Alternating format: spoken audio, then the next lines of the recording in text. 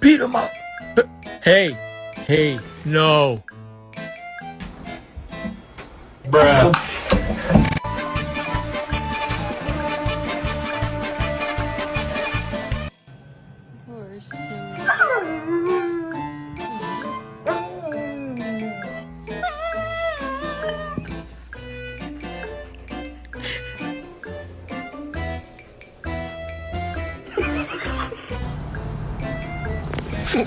Look at Harrison's.